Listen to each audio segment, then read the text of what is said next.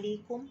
جالي سؤال بيقول لي: يحبني ولكنه يتجاهلني.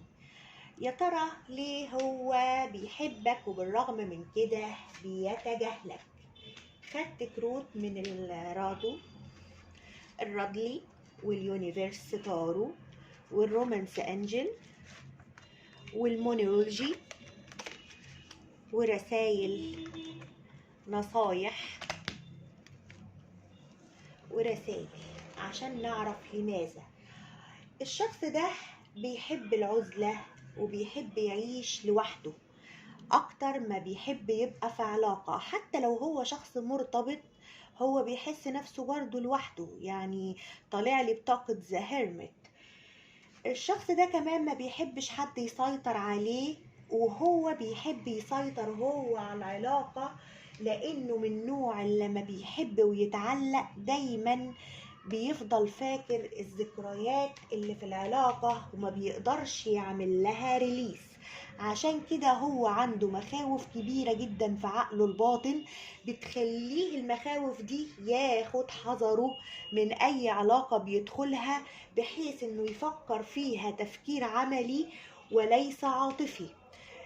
كمان لو هو راجل، هو شخص مش عاطفي خالص، هو بيجي بس انت ساعات بيجي عندك تشحنه طاقة ايجابية، يهزر معاك شوية، يقولك كلام حلو، يكلمك مثلا مكالمة، وبعد كده يرجع تاني كأنه ما يعرفكش ويتجاهلك.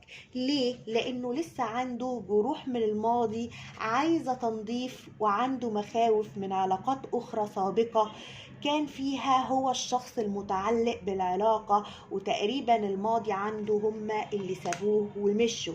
لكن كمان هو ما بقاش عنده اي نوع من انواع الثقة في حد، يعني ما عندوش ثقة في اي حد ولا في شريكه العاطفي.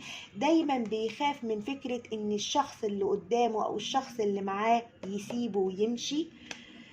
بس ساعات بيحس انه بيحبك وانه عايزك، وانه مثلا عايز ياخدك وتنفصلوا عن العالم كله وتعيشوا لوحدكم. من كتر مثلا التفكير فيك بيقعد يفكر فيك كتير جدا جوه نفسه، ويبحث في شكلك ووشك في بين كل الناس اللي يعرفها.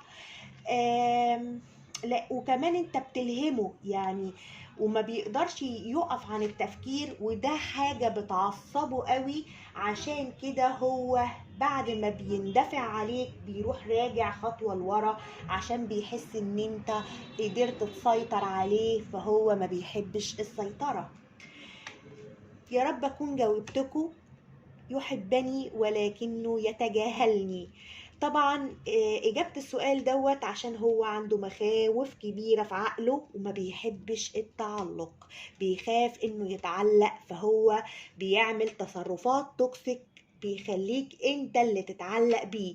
نصيحة مني يا اللي سأل السؤال ده: انت كمان خليكي مراية له وتجاهليه انتي كمان، عشان تقدري تحققي التوازن في العلاقة دي. باي باي، اشوفكم على خير.